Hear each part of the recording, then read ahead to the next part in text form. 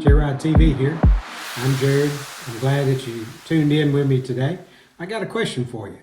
I'm a gearhead. I've said that on my channel all the time. I love old cars and things. And so my question is what got you into old cars? What got you kind of into the middle of it? Well, I'm going to tell you a little bit about my story and how I kind of got where I am. You know, I'm almost 50 years old and I've loved cars all my life as far as I can remember. And, you know, most of you guys, it probably started at a young age, and it started with things like these cars that are on the back behind me here on my shelf. I'm a pastor. I'm in my church office. You can see over here I've got some of my books and stuff for study, but it's at the end of the day on a Thursday for me, and so that's kind of the end of my week, leading into the weekend as a pastor. But, you know, early on, I loved Hot Wheels cars, and this one's not even a Hot Wheels car, but it's a 57 Chevy that you can see, and this is one of those that the doors actually open, which I always thought was really cool as a kid. And this one's actually from when I was a kid. This was one of the few Hot Wheels that I still have, or Matchbox that I still have, and I, you know, lost many of them, wrecked a bunch of them, destroyed a bunch. I used to have some Dukes of Hazzard once, and since we had duplicates, we would like smash up one of the General Lees, or we'd smash up one of the police cars with a hammer, and then we would pretend like they were in an accident and then swap them out, that kind of thing. But grew up watching that kind of shows, those types of things, and even as a kid, and even as a teenager, I would see things like this at Walmart or something, and I would buy it. I love this one. It's cool because the hood comes off, you got your engine in there, the whole deal. But, you know, those types of things were always really cool. And I guess what got me started was I had a family friend, my parents had a family friend that had street rods. And back in that day, it was from anything prior to anything 48 and down, so 1948 and lower, they would take and they would put, you know, V8s in them or whatever, and fix them up and paint them up real nice. And so he had street rods, and I really loved that. Some other guys in our neighborhood that I grew up around, some of the older folks had those. I won't share names, like full names, but I do want to kind of shout out a little bit to some of them. That family friend, Donald, he had a couple of different cars, a 35 Chevrolet. He had a T-bucket type truck with Corvette independent rear suspension, and those were when I was really young. He had a 39 Chevrolet sedan. Billy Wayne down the road, a guy that I knew when I was in high school, grew up around him as far as he's an older gentleman in the community, and he had a 37 Chevrolet two-door sedan, among other things. And so just being around cars, my best friend's dad built an A model. Another older gentleman in the community, his name's Joe, has had many cars, and just watched him build cars through the years. So I just loved cars. It's just part of who I am. Even I went to work, you know, in high school when I could, and worked with Christian Automotive Machine. I've mentioned that on my channel before, and they're the ones that built my engine for my 85 C10. And so, you know, I have that passion. Even in high school, I graduated high school in 1995, and I drove a 1966 Chevrolet stepside pickup, and my buddy had a 1970 Chevrolet pickup stepside. And so his was maroon, candy apple red, and then mine was blue. And I'll try to find a picture and stick it up here or something where you can see that high school ride. And I've had different vehicles through the years, and I just love old vehicles. And I feel like a lot of times I'm born in the wrong era. I love Route 66. I've traveled some of that. I love these old tags. I just, you know, this kind of stuff's what I enjoyed. And of course, the Lord called me to be a pastor and to serve Him in that way. And I'm a full-time pastor, been to seminary and all those things, and love it. Love being a pastor. But this is just a hobby that I love too, and I love just wrenching on things. And so I do want you to tell me, like, how did you get there?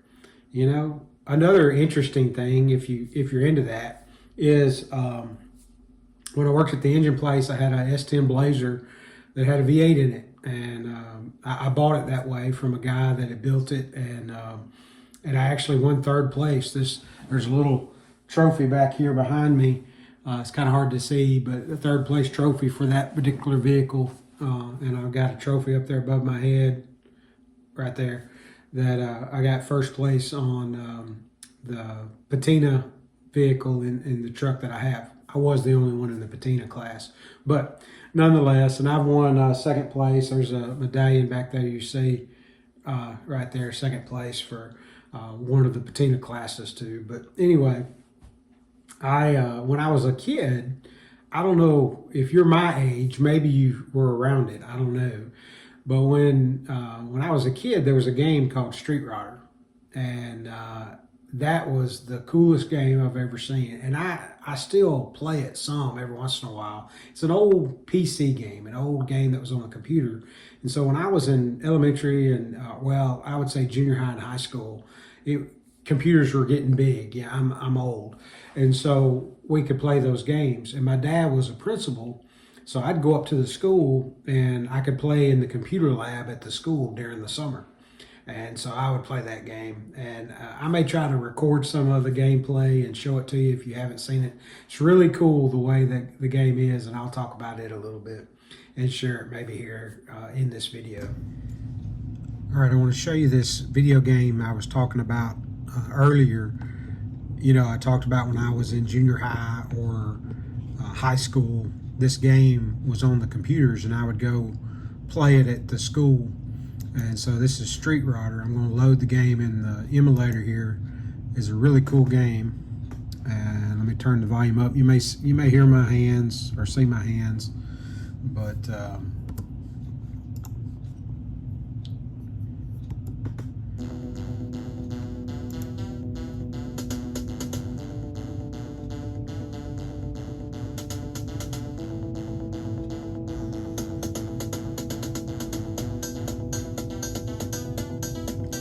yeah, it's really cool because it incorporates not only purchasing an old car, but building it.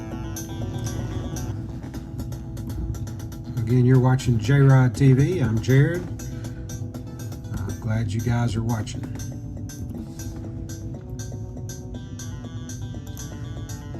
So you go to the want ads and you pick out a car. So you go get a car. You've got $1,200 to spend. You may have never heard of this game, but it really helped fuel my passion to build a car.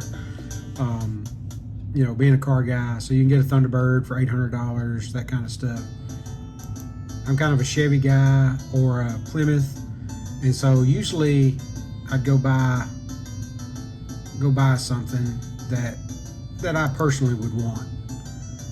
And so let's see. Go buy a Corvette. All right, and then you go to your garage. So here it is, and you can work on the car. And one of the coolest things is you can upgrade. So this has got an engine in it, a V8.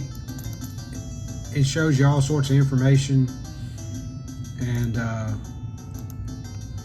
so it's a 327.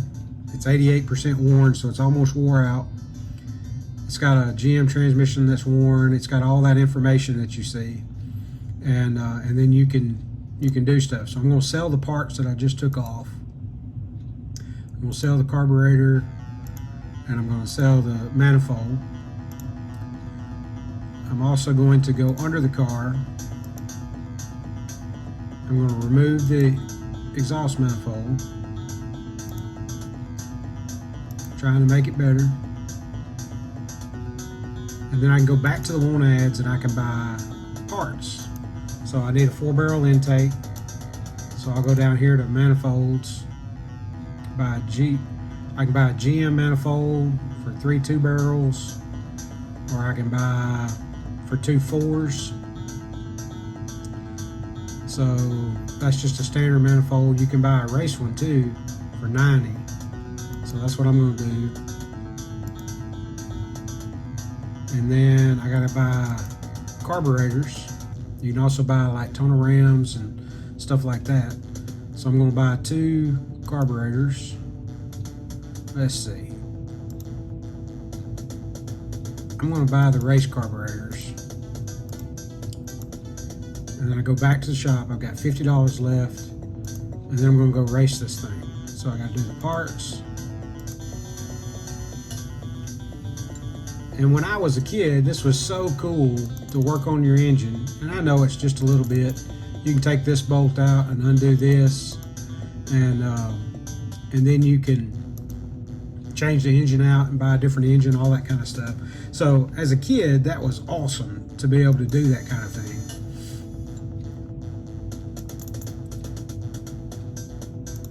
So that's what this game really kind of fueled you to want to do more.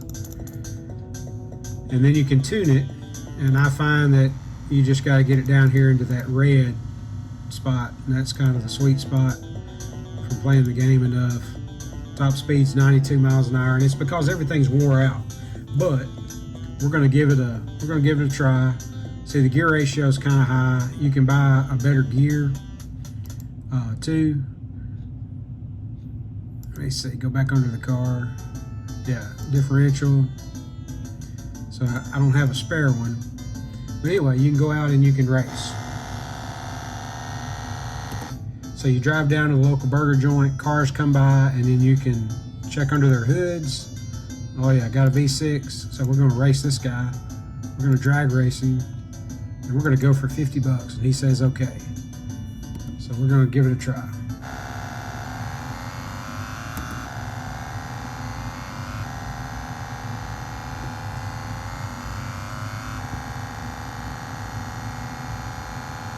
Now the road racing part is hard.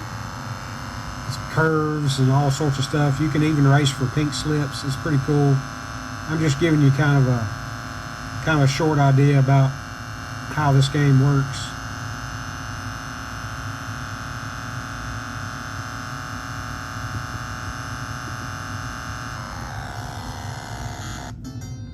All right, so I won $50. That gets me up to 100. We'll check out this dude. Yeah, he's got a V6, so I'm going to try to race him too. And I'm going to do another 50 because I'm trying to get enough to get better parts. If you run off the road, you crash, you die, all that kind of stuff. See, like he's running into me.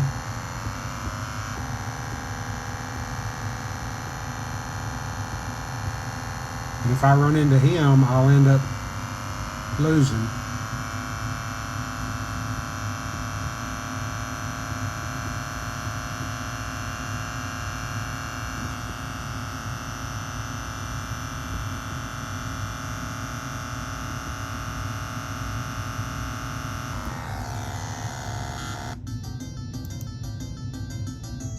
So again, that's pretty cool, just the way the game works. And when you're ready to go back to the garage, you can go back to the garage.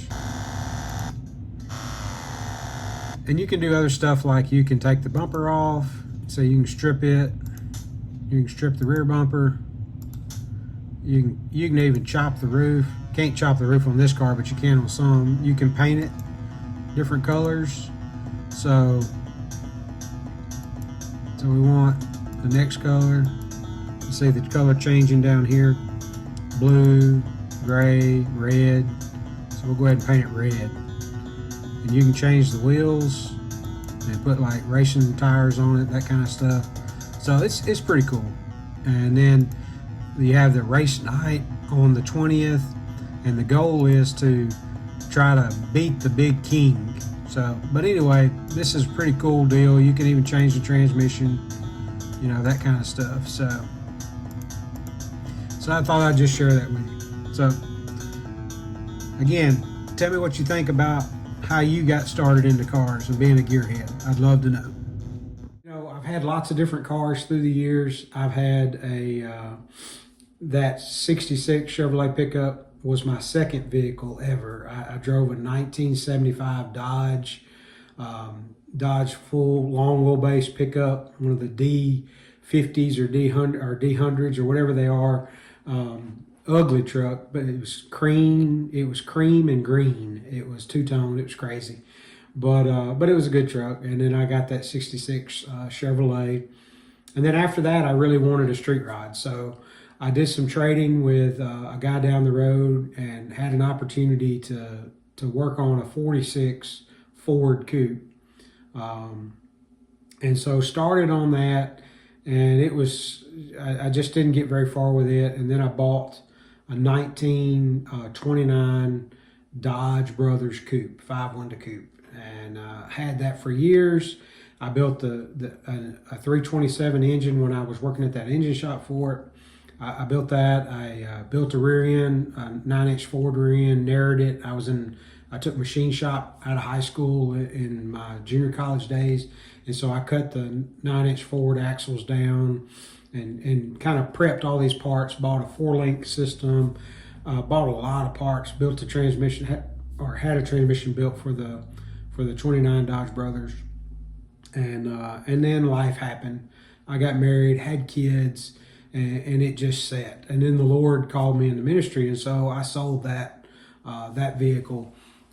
Years later, sold the engine, sold the parts off, and finally in the last year, I got rid of the 4-link setup that I'd bought. It was like polished stainless steel and all that kind of stuff that I held on to for years.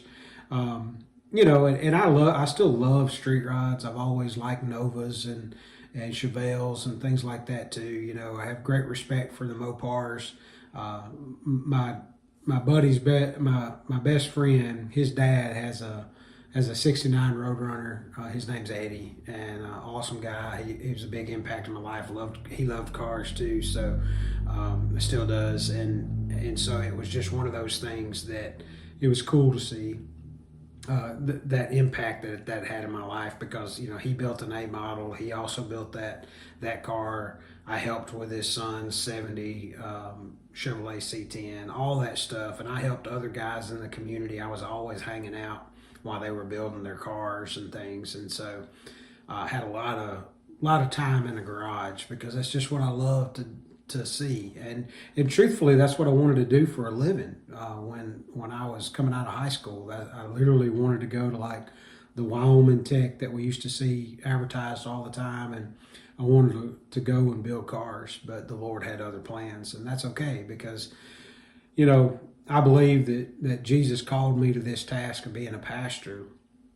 And when I prayed about that, and I gave up, like I sold the car and all those things through the years, I gave up the hobby, if you will, for a long time. And I gave all that to the Lord. And then the Lord's been gracious to give back things to me along the way, like my 85 C10 that I have right now. And even though I do things on a budget and it's nothing major, it's a cool thing that the Lord gives that back. I think about how God's impacted my life, and He's not against cars or against having hobbies per se. But if you give your life to Him and serve Him, then He loves us enough that He wants to give us good gifts too. And so as long as we're faithful and we're doing what we're supposed to do, God's faithful to us in so many ways, even when we're not. But He's faithful to just show His love to us and give you opportunities. And so I'm thankful for that, because He is truly my Savior, and He's my rock and the fortress, and He guides me. Psalm 31:3 says, "For Thou art my rock and my fortress, therefore for Thy name's sake lead me and guide me." God has been my guide, and He guides me now as a pastor, and He guides me just in life as a father and a husband and all those things. And so, life's good. Life's good. And He even lets me enjoy things like cars and whatnot. So, again, I asked that question. How did you get to become a gearhead? How did you get to where you are? And what are some of your favorite cars through the years? What are some of the things you've had? I just named off several. Put it down in the comments. Tell me about the car that you wished you had back. I wished I still had my 66 step side. I wished I still had, the Dodge Brothers at times, the coupe. But, the Lord had other plans, and that's okay. And life gets in the way sometimes too. And family always has to come first when it comes to taking care of feeding the family and stuff, and doing in my case what the Lord wanted me to do. And so some of that stuff had to go. But let me know in the comments, what was the car that got away for you? What was, what was your biggest life-changing moments? Who were the people that impacted you? Because I've had several that impacted me, and I'm sure you have too. So let me know. Thanks for watching.